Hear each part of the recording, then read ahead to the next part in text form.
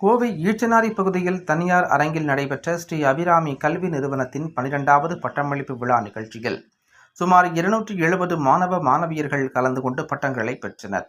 கோவை ஸ்ரீ அபிராமி கல்வி நிறுவனத்தின் 12வது பட்டமளிப்பு விழா ஈச்சனாரி பகுதியில் உள்ள தனியார் மண்டப அரங்கில் நடைபெற்றது. ஸ்ரீ அபிராமி மருத்துவமனை மற்றும் கல்வி நிறுவனத்தின் தலைவர் டாக்டர் பெரியசாமி தலைமையில் நடைபெற்ற விழாவில் இயக்குநர் டாக்டர் குந்தவதேவி குத்துவிளக்கேற்றி விழாவை துவக்கி வைத்தார்.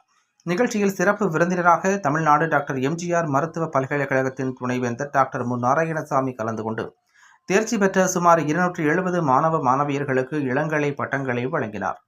தொடர்ந்து விழாவில் சிறப்புரையாற்றிய அவர், நவீன தொழில்நுட்பங்களை தெரிந்து கொள்வதில் மாணவர்கள் ஆர்வம் காட்ட வேண்டும் என்று கூறிய அவர், மருத்துவத்துறையில் தற்போது வேலைவாய்ப்புகள் அதிகரித்துள்ளதால் மாணவர்கள் வாய்ப்புகளை பயன்படுத்திக் கொள்ள வேண்டும் என தெரிவித்தார்.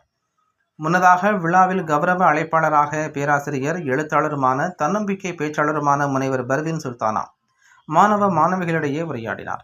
அப்போது பேசிய அவர், மாணவர்கள் கற்கும் கல்வி சமூகத்திற்கு பயனுள்ளதாக அடுத்த தலைமுறைக்கு விதையாக இருக்க வேண்டும் என கேட்டுக்கொண்ட அவர், மருத்துவத்தில் மிக முக்கிய சேவை பணிகள் தொடர்பான துறைகளை தேர்வு செய்து பட்டம் பெற்ற மாணவர்களுக்கு தமது வாழ்த்துக்களை தெரிவிப்பதாக கூறினார். விழாவில் செவிலியர், மருந்தாளுநர், துணை மருத்துவ அறிவியல் மற்றும் பிசியோதெரப்பி பாடங்களில் தேர்ச்சி பெற்ற 270 மாணவர்களுக்கு பட்டமளிக்கப்பட்டது. தொடர்ந்து தேர்வில் முதல் மற்றும் 2ஆம் இடம் பெற்ற மாணவர்கள் சிறப்பு பரிசுகள் மற்றும் பதக்கங்கள் வழங்கி கௌரவிக்கப்பட்டனர்.